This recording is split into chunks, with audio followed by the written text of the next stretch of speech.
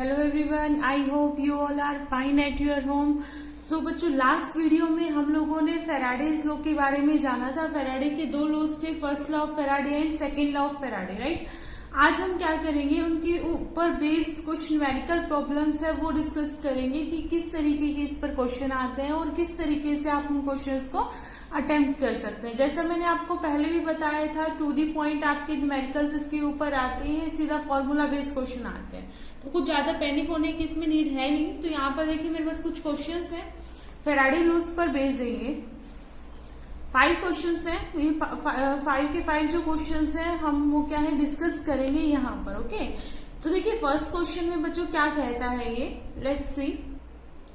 कहता है how many coulombs are required to deposit 50 gram of aluminium when electrode reaction is, यानी कि कितने कूलम की रिक्वायरमेंट होगी जब 50 ग्राम ऑफ एल्यूमिनियम क्या हो चुकी होगी, 50 ग्राम ऑफ एल्यूमिनियम क्या हो चुकी होगी, इलेक्ट्रोड पर रिएक्शन दे चुकी होगी। और वो जो रिएक्शन है वो क्या है, ये है।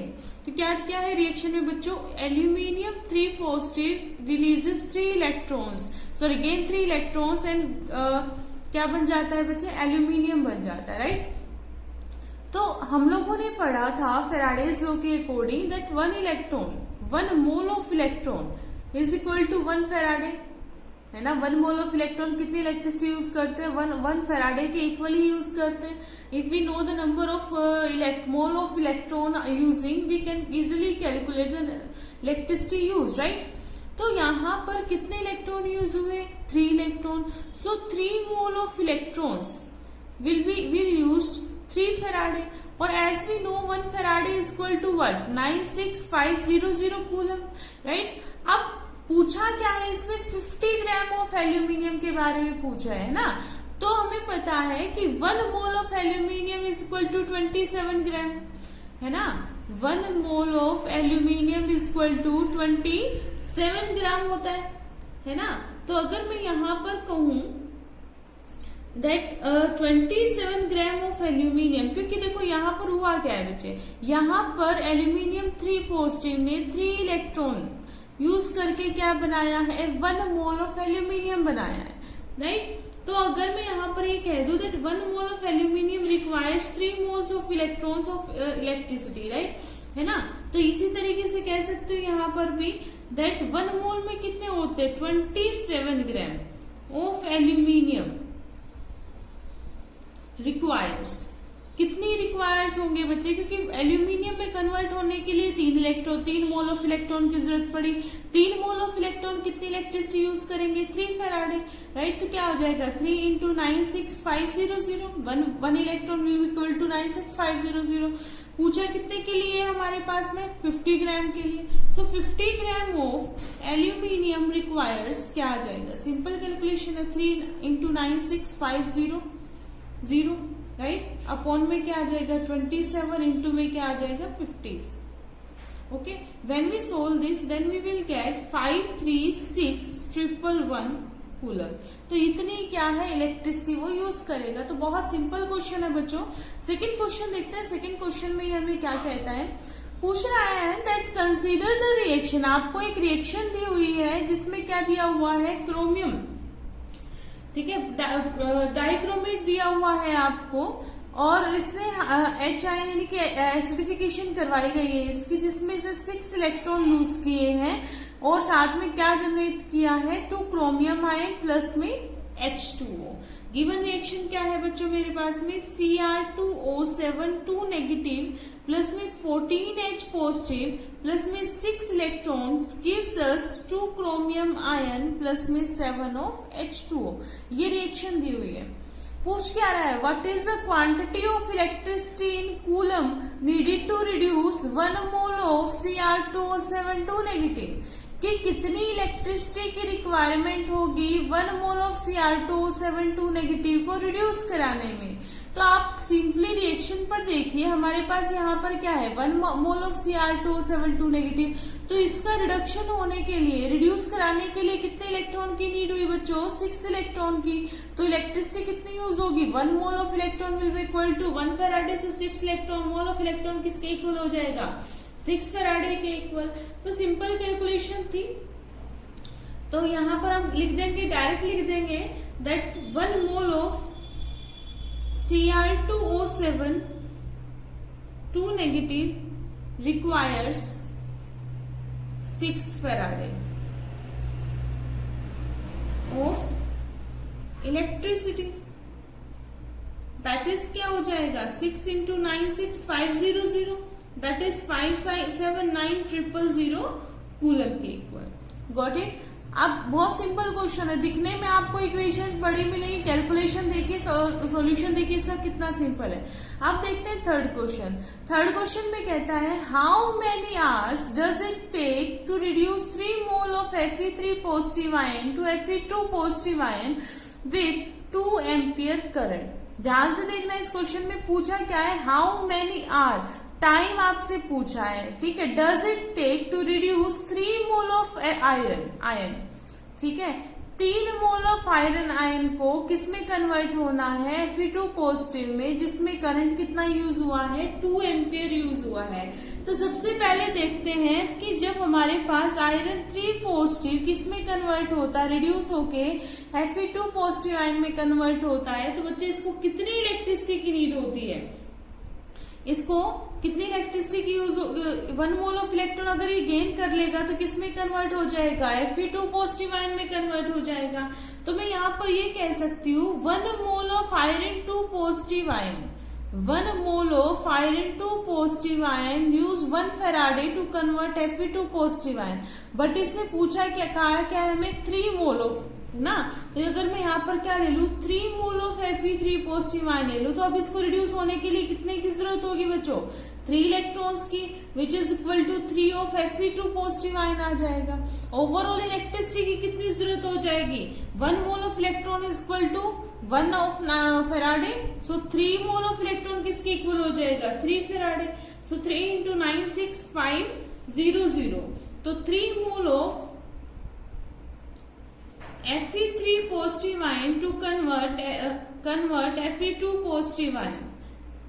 Fe2 positive ion will use 3 into 9650 which is equal to 1. क्या आ जाएगा हमारे पास में, मल्टीप्लाई कर लेंगे या फिर उसका ऐसे आगे यूज कर लेंगे. उसके बाद में यहां से तो हमने क्या निकाला कि जो 3 मोल ऑफ हमारे पास क्या थे, Fe3 पॉजिटिव आयन थे, उसको Fe2 पॉजिटिव आयन में कन्वर्ट होने के लिए कितनी इलेक्ट्रिसिटी की जरूरत हुई भाई, 3 इंटू 96500 कूलम की नीड हुई. पूछा क्या है इसने हमसे पूछा है how many hours does it take, कितने आवर लेगा. ठीक है, टाइम भी साथ में पूछा है, जिसमें से और क्या दिया हमें, करंट दिया है. अब पता है मुझे कि जो क्वांटिटी ऑफ इलेक्ट्रिसिटी होती है वो किसके इक्वल होती है बच्चों, वो होती है I2 के इक्वल, सॉरी IT के इक्वल होती है. मानते हैं इस बात को कि quantity of electricity is equal to the strength of the current and the time taken. Okay, तो क्वांटिटी तो कितनी थी, 3 इंटू 96500 वैल्यू पुट कर देंगे, इतनी इलेक्ट्रिसिटी की यूज हुई है, राइट. एम्पियर, करंट कितना दे रखा है, 2 एम्पियर. टाइम इसने हमसे क्या है पूछा है, तो यहाँ से हम टी क्या है इजिली कैलकुलेट कर लेंगे. 3 इंटू 96500 अपॉन में क्या आ जाएगा बच्चों, यहाँ से 2. लेकिन यहाँ पर जो हमारा टाइम निकल के आएगा वो किस में निकल के आएगा, सेकंड में, है ना. सेकंड में देखते हैं, तो इसको किस में कन्वर्ट करना पड़ेगा, आर में. आर के लिए 60 इंटू 60, 3600 से क्या करना पड़ेगा, डिवाइड करना पड़ेगा. तो ये किस में आ जाएगा, आर में आ जाएगा. सो टाइम यहाँ से क्या आ जाएगा, 40.2 आवर. ये आपका आंसर. तो बहुत सिंपल क्वेश्चन है, आपको बस फॉर्मूले याद होने चाहिए, है ना. उसके बाद में देखते हैं फोर्थ क्वेश्चन हमें क्या कहता है. फोर्थ क्वेश्चन कहता है on passing an electric current through the acetylated water and a solution of copper. I hope आप देख पा रहे हैं. On passing an electric current through acetylated water. ठीक है, हमने क्या किया, इलेक्ट्रिक करंट पास करवाया वाटर में. वाटर क्या था, एसिटिलेटेड था, मतलब उसमें एसिड डाला हुआ था. As we all know that pure water doesn't conduct electricity. And a solution of copper sulphate. Okay, copper sulphate के सॉल्यूशन में से पास करवाया और उन दोनों को किस में अरेंज कर दिया, सीरीज में. तो बच्चों यहाँ पर मेरे पास 2 टाइप ऑफ इलेक्ट्रोलाइटिक सॉल्यूशन आ गए. One of which is containing acetylated water and the second one is copper sulphate and both are arrange in the series. तो यहाँ से आपको क्या याद आ रहा है, याद कीजिए. सीरीज में आपने याद की, सीरीज में आप लोगों ने देखा था, तो इक्विवेलेंट वेट्स निकालने सीखे थे। ठीक है, 0.572 gram of copper and 203 ml of hydrogen. 0.572 gram of copper and 203 ml of hydrogen at NTP are liberated. Okay, calculate the equivalent mass of copper. Copper का इक्विवेलेंट मास हमें बताना है, लेकिन इससे पहले हमें देखना है, देखो क्या बताना है मुझे, इक्विवेलेंट मास ऑफ कॉपर क्या है बताना है। अब यहाँ पर इसने कहा कि लिबरेशन कितना हुआ, कितना अमाउंट जो है डिपॉजिट हुआ, किसका, कॉपर और हाइड्रोजन का। तो बच्चे यहाँ पर कॉपर तो मुझे ग्राम में दे दिया, बट हाइड्रोजन किस में दिया हुआ है, ml में। तो इन दोनों को सेम यूनिट में कन्वर्ट करना पड़ेगा। अब यहाँ पर हम अमाउंट पढ़ रहे हैं, तो क्या होना चाहिए हमारे पास, ग्राम में यूनिट होनी चाहिए। तो ml को ग्राम में कैसे कन्वर्ट करें, इसके लिए हम लोगों ने पढ़ा हुआ है 22.4 लीटर के अराउंड, है ना, या फिर 22,400 से क्या कर देंगे, इसकी मल्टीप्लीकेशन करा देंगे। Okay, so let's see that क्या कहता है। सबसे पहले देखते हैं अमाउंट ऑफ कॉपर डिपॉजिट। तो कॉपर का जो अमाउंट है वो कितना दिया हुआ है, 0.572 ग्राम। ठीक है, वॉल्यूम ऑफ हाइड्रोजन लिबरेटेड कितना दिया हुआ है बच्चों में, NTP पे दी हुई है, नॉर्मल टेम्परेचर प्रेशर पर कितना दिया हुआ है, 203 ml। ठीक है, अब पूछा क्या है इसने मुझसे, calculate the equivalent mass of copper. Equivalent mass of copper क्या है बच्चे, इसने हमसे पूछा है। ठीक है, तो देखो सबसे पहले तो हमें इन दोनों की यूनिट क्या करनी है, सेम करनी है। तो मैं यहां से कह सकती हूँ 22,400 होता है ना, 22,400 ml of hydrogen gas at NTP कितनी हो जाएगी, वे 2 ग्राम के इक्वल, उनके मॉलिक्यूलर मास के इक्वल होती है, याद कीजिए, है ना। दिया कितना हुआ है मुझे, 203 ml। बच्चों मैं यहाँ पर ऐसे तो नहीं करूंगी, 22,400 तो 2 ग्राम 1 है, तो ये 203 है, मैं सीधा कर रही हूँ। ठीक है, तो क्या आ जाएगा यहाँ से, अब हमारे पास में 2 में 22,400 इंटू में क्या आ जाएगा, 203। तो जब हमने इस वैल्यू को सोल्व किया, देन वी विल गेट 0.018 ग्राम। तो यहां से मेरे पास क्या आ गया, W ऑफ H2 आ गया, है ना। कितना वॉल्यूम ऑफ हाइड्रोजन, सॉरी कितना मास ऑफ जो है, अमाउंट ऑफ हाइड्रोजन जो है वो लिबरेट हुआ। अब according to second law of Faraday, क्योंकि पूछा क्या है हमसे, इक्विवेलेंट मास के बारे में, वो हमने किस में पढ़ा था, सेकेंड लॉ में। तो सेकेंड लॉ के अकॉर्डिंग क्या था, याद कीजिए, equivalent of ratio of the equivalent mass will be equal to the ratio of the, क्या आ जाएगा हमारे पास में, their mass deposited of the respective electrolytes, right. तो यहाँ पर इलेक्ट्रोलाइट्स कॉपर का है, और क्या है मेरे पास में यहाँ पर H2 is equal to W upon में Cu अपॉन में WH2। ओके, तो इसने क्या पूछा है मुझसे, equivalent of mass of copper पूछा है। इसको मान लीजिए मैं X मान लेती हूँ, या फिर इसको एज इट इज भी रहने देती है, आपकी मर्जी है। ठीक है, हाइड्रोजन का मास यहाँ से कितना हो जाए, इक्विवेलेंट मास तो 1 ही लगेगा इसका, equivalent mass of hydrogen will be 1। So value put कर दीजिए, कॉपर की कितनी दी हुई है, 0.572 अपॉन में हाइड्रोजन की अभी निकाली 0.018। तो यहाँ से सिंपली मुझे क्या करनी है, एक्स की वैल्यू फाइंड आउट करनी है, इसका रेशियो निकालना है। So your answer will be 31.8। तो that will be the equivalent mass of copper, 31.8। तो ये बच्चे क्या आ जाएगा, इसका आंसर आ जाएगा। Let's see the next question. अब देखिए फिफ्थ क्वेश्चन में हमें क्या कहता है what should be the strength of current in the ampere. यानी कि सिंपली पूछ क्या रहा है आपसे, आई पूछ रहा है strength of the current that will be required to liberate 20 gram of chlorine. ठीक है, जो किसके लिए रिक्वायर होगी, 20 ग्राम ऑफ क्लोरीन को लिबरेट करने के लिए यूज होगी from a sodium chloride solution in 1 hour. Time इसने हमें कितना दे दिया, 1 आवर दे दिया। साथ में क्या कहा इसने, जो क्वांटिटी है, मतलब कि कितना उसको लिबरेट करना है क्लोरीन। ठीक है, साथ में क्या दिया है इसने बच्चे हमें कितना क्लोरीन जो है वो लिबरेट करना है। तो सबसे पहले तो हमें क्या पता होना चाहिए कि अमाउंट ऑफ क्लोरीन जितनी भी लिबरेट ये करना चाह रहा है उसके बारे में हम लोग देखेंगे। ठीक है, तो यानी कि जो इसने क्लोरीन जो लिबरेट की वो कितनी की है 20 ग्राम। ठीक है, तो हमारे पास एक रिलेशन होता है बच्चों, रिलेशन हमारे पास क्या था, दैट क्वांटिटी जो मेरे पास W था वो किसके इक्वल होता है, Z इंटू आई इंटू टी।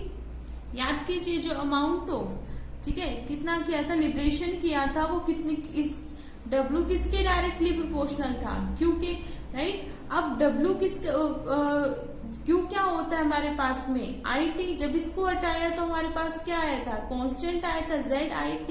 अब यहाँ पर Z क्या था हमारे पास, इक्विवेलेंट मास था।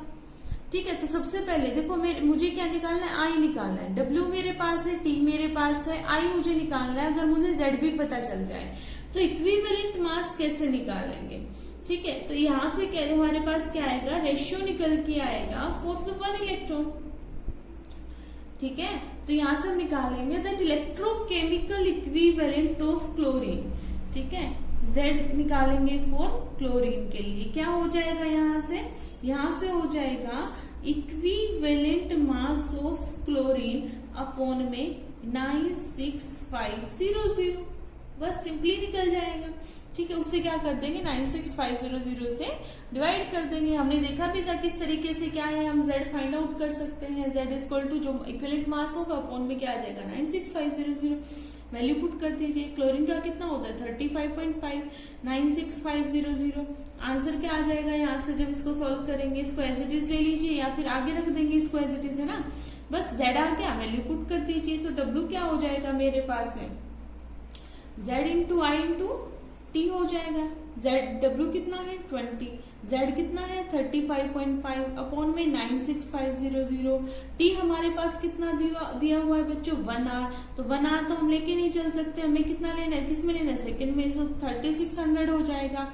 इनटू में क्या आ जाएगा I क्या करना था, फाइंड आउट करना था, तो इसको हम क्या कर देंगे, रीअरेंज कर लेंगे, क्या आ जाएगा 20 इंटू 96500 अपॉन में 35.5 इंटू में 3600।